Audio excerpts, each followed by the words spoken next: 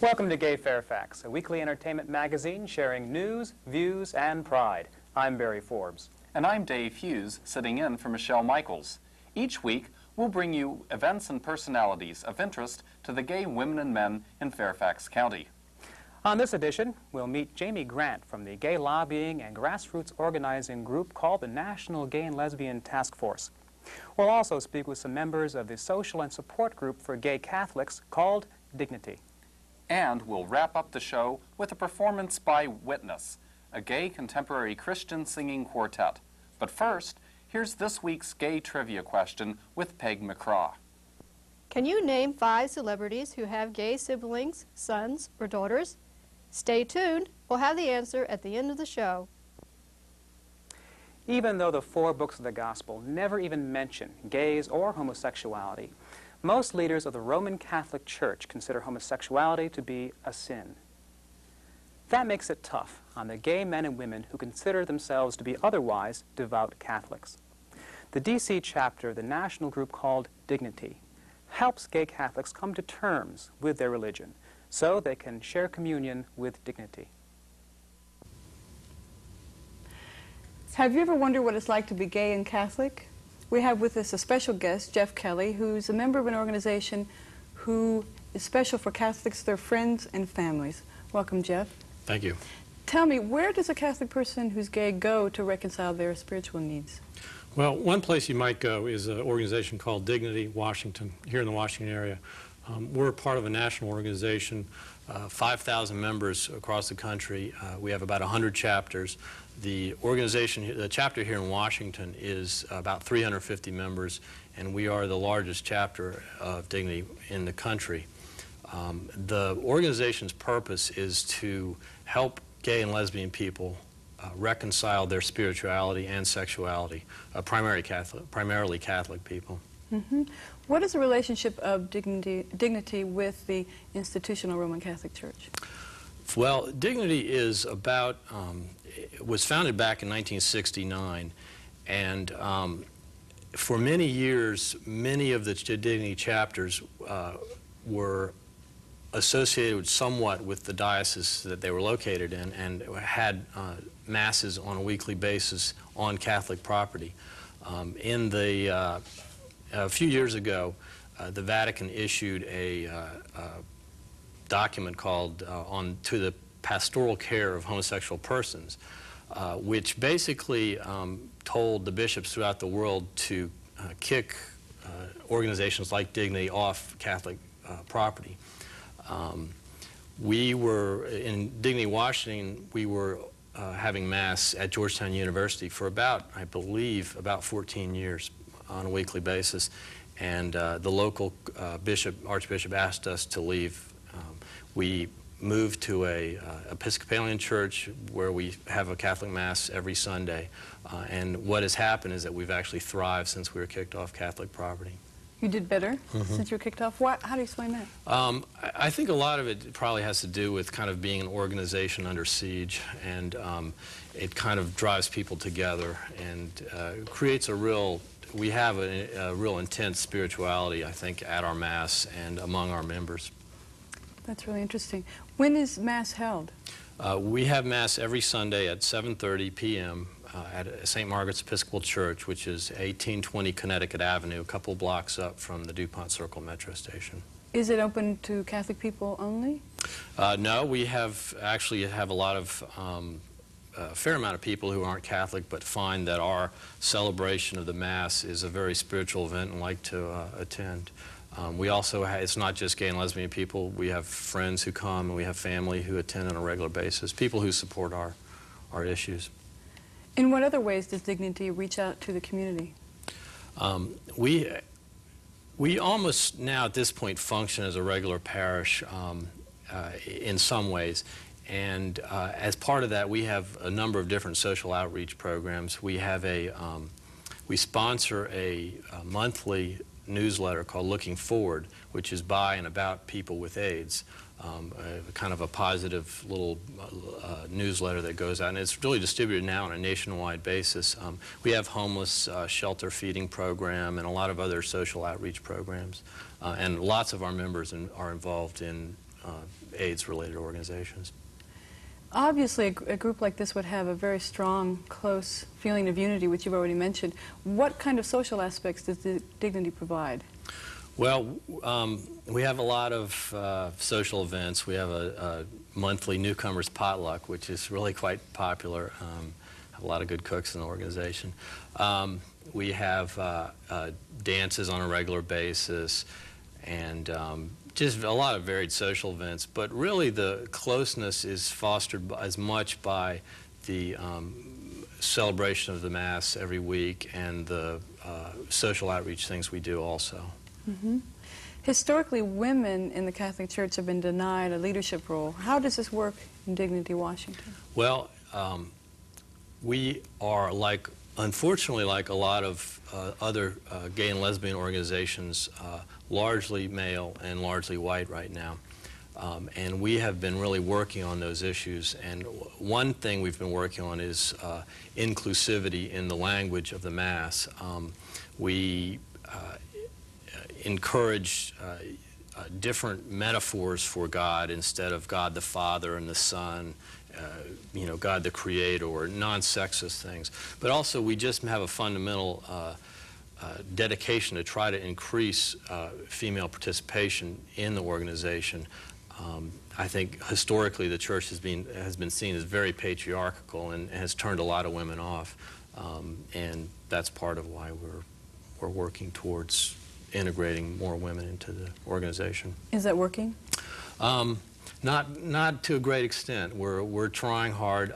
One of the things we're considering right now is a second weekly liturgy, a religious service that would, instead of being solely priest-run, which would obviously be only by a male, it would be a lay-run liturgy, and could therefore have women being as the presider for the liturgy. It would be a little less traditional, a little more innovative, and we're working to establish that. Actually, one of the ideas is to establish that in Northern Virginia on a weekly basis. And it's experimental, and we'll see. You know, we'll see whether it will increase female participation. I've always wondered, do you think a Catholic person who is gay has special problems because of their religion? Yes, I think so. The Catholic Church traditionally, over maybe the past few centuries, has had a very strict sexual doctrine, and it's could be termed as repressive to people. I think it's not just gay people who are dealing with these issues. It's divorced people and separated people and unmarried people who have to deal with the kind of the unusual focus of the Church on sexual issues. And one of our just primary missions is to help kind of heal gay people who are Catholic who've been told that they were bad because of their sexuality. And we fundamentally don't believe they're bad because of their sexuality. So that's kind of how we help deal Well, it with sounds it. like a wonderful organization. Where would a person go to find out more information? Well, again, the best thing would just to show up at our weekly liturgy. It's very welcoming, and we have a social hour afterwards. People, you know, could get to know other people in the organization quite easily. Or you can call us on our chapter line. I've got a phone number for you. That's 332-2424 to get a little more information. Or if you'd like to write, we have a P.O. Box 9518, Washington, D.C. 20016. But I would encourage people just to show up at Mass. And when is the Mass again? It's on every Sunday evening at 7:30 at St. Margaret's Episcopal Church, which has been a wonderful host to us and a very wonderful community to welcome us in. Well, thanks, Jeff. It was great to hear about that. Thank you. Great meeting you. Nice to meet you, Michelle. Thanks.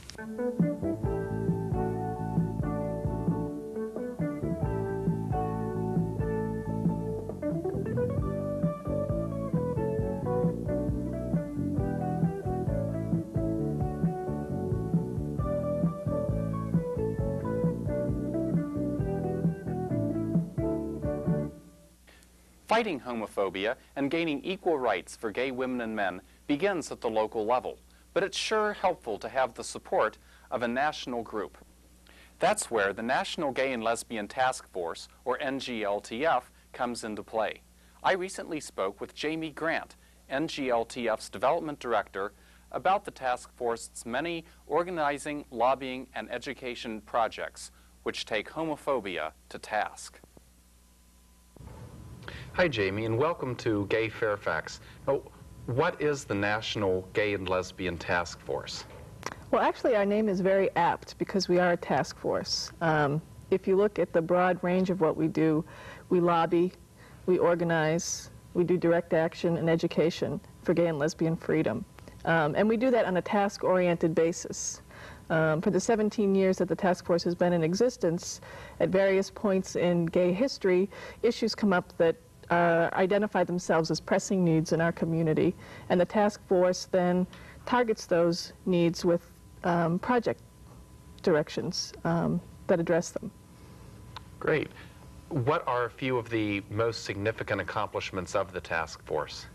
Well, if you look at our projects, maybe I ought to just introduce you a little bit to what kind of projects we've organized over the years. Our anti-violence project has been around since 1982, at a time when people really didn't understand what anti-gay violence was. We did within the community, but the greater community had no sense of the pervasiveness of the problem, or really even thought it was a problem. You know, it was at that time, public opinion was that, you know, we probably deserved, you know, to be hurt for who we were. The Privacy Civil Rights Project has been around since the Supreme Court decision in Hardwick versus Bowers, which upheld the Georgia sodomy laws and then upheld sodomy laws across the state. The country. There are currently 25 states, including the District of Columbia, that have laws that criminalize adult consensual sex between gay men and lesbians. So we identified that as a very pressing issue for our community. And the Privacy Project has been working since that decision to repeal and reform those laws in those states. Our Lesbian and Gay Families Project is probably is our newest project, and really came out of the awareness that the community had during the AIDS crisis that we don't have benefits for our domestic partners, so that we really suffer in terms of insurance benefits when we settle our estates. In all kinds of ways, our families suffer because the law does not recognize us or offer us protection or benefits in the way that it does heterosexual families. In the lesbian community, the case of Sharon Thompson and Karen Thompson and Sharon Kowalski, in which Sharon was in an accident and Karen was denied access to her life partner over several years. They're still in that struggle. Really identified for lesbians the importance of you know, protection for our families as well. And of course, custody issues for lesbian and gay parents continues to be the #1 reason gay men and lesbians show up in court, because people challenge our right to be parents and to parent our children. Our campus organizing project has been around for several years and helps to foster, I know you've done a show on campus groups. Our project has really helped a lot of those groups get their legs under them and get started on campuses to make campuses across the country a more welcoming place for gay men and lesbians. Our Military Freedom Initiative has been around for a few years, and that really came out of you know, the really scary discriminatory policy that we saw happening in the military.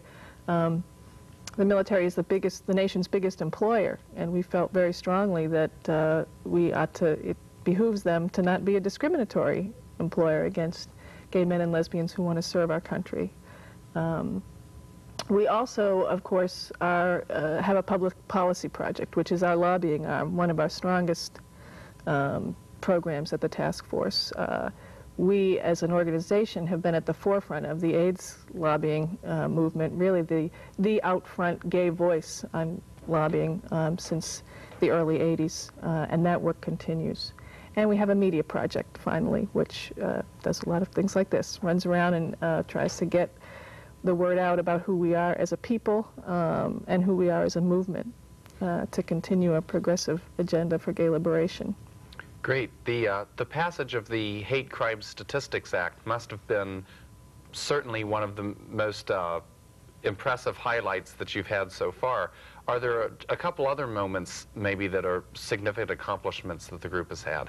Well, about hate crimes, I think one of the things that people don't see in that that was very historic, that played out for the rest of the entire year, was the final hate crimes vote.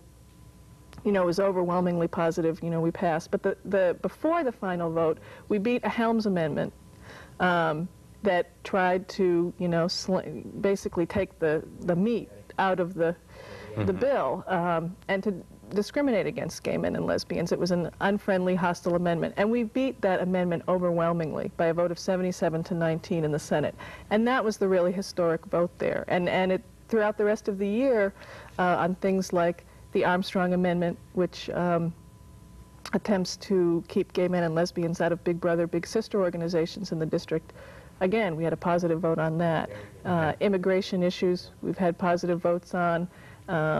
Certainly the CARE Act, the Ryan White CARE Act this year, the passage of the Americans with Disabilities Act, that vote on hate crimes set up some of the victories that we saw. How can one get more involved with the task force? What need do you have from people? Well, I would say members. If you look at civil rights groups that represent other groups in the country, the NAACP has 500,000 members. The National Organization for Women has 250,000 members. The National Gay Task Force, which is the largest membership organization nationally for the gay and lesbian community, has 17,000 members. Sort of pales by comparison a little bit. So. And it really translates into political clout on the Hill. When we go up there and we say we have 17,000 members, it doesn't ring in the same way those other numbers do. So, you know, for $35 a year, you not only help us bring in the resources that we need to continue the struggle and keep pushing that line, you know, in Congress and on the home front, but you also give us, you know, the strength that we need as an organization to stand up and say we're a community, we're a visible community, and we need, you know, we need to have some changes. Great. Well, thank you very much for appearing on our show. Okay, thanks. You're welcome.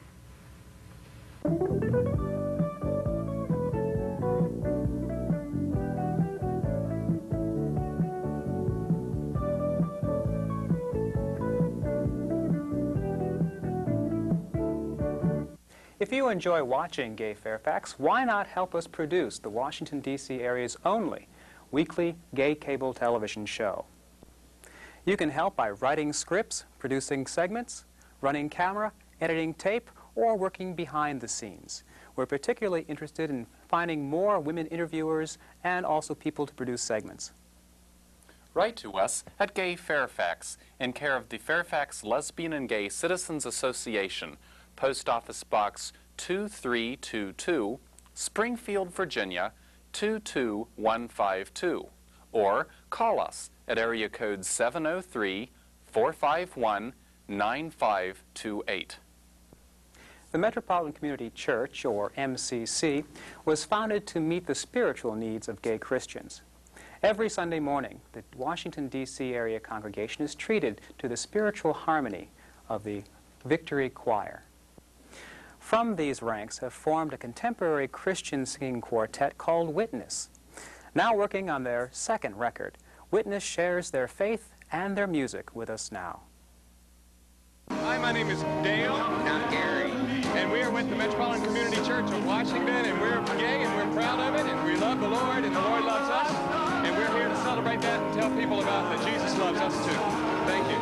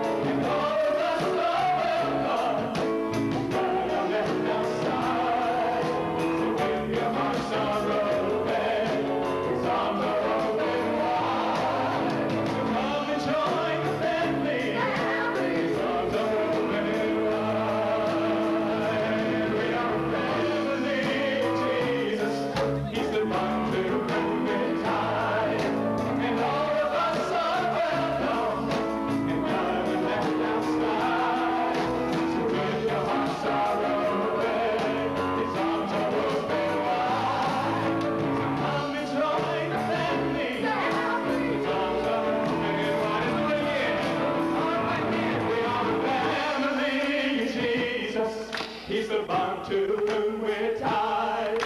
And all of us are welcome, and none are left outside. If your hearts are open, his arms are open wide. So come and join the family. His arms are open wide. His arms are open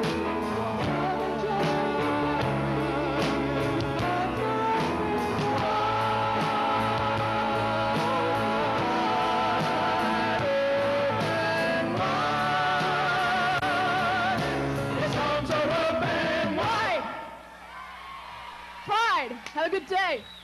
God bless you. I'm with Virgil Knight. Virgil Knight, how many Pride Days have you been to? 5 or 6. 5 or 6. Is this one different than the first one? Well, it's more fun because I got to play. Play what? Bass guitar up with the MCC chorus. And what does that stand for? That's the Metropolitan Community Church. This one is of Washington. Ah, you sounded great. What's the difference between 6 years ago and this year ago for Pride and for you as a gay person? Well, I feel much stronger within the community, and I've come out as a Christian, which was a big move for me, and it just feels wonderful now. Now it's not like this is the only place to come to be out. Now it's just like it's a celebration of it. Having a good time? Great time. What do you want for next year for you?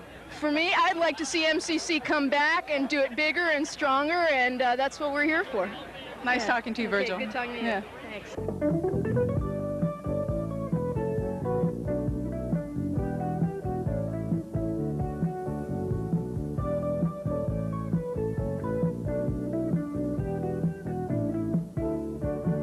Well, how did you do with this week's gay trivia question? Here's Peg with the answer. Our 5 celebrities with gay siblings are actor David Soul, the lesbian sister, singer Ronnie Blakely with a gay brother, entertainer Grace Jones with a gay brother, talk show host Morton Downey Jr., a gay brother, and actress Lana Turner with a lesbian daughter. That wraps up this week's edition of Gay Fairfax. Remember, you can now tune in every week at this time. Next week, we'll find out how gay alumni are working to change the acceptance of gay students and faculty at universities through a national network of gay and lesbian alumni. Plus, you'll have the pleasure of meeting Leatherella O. Parsons, who is cooking up funds for the National Gay Pride Day coordinators through, you guessed it, a gay cookbook. We'll close today's show with the reprise of Witness, the gay contemporary singing quartet. For Gay Fairfax, I'm Dave Hughes. And I'm Barry Forbes. Thank you for joining us, and remember to keep the pride alive.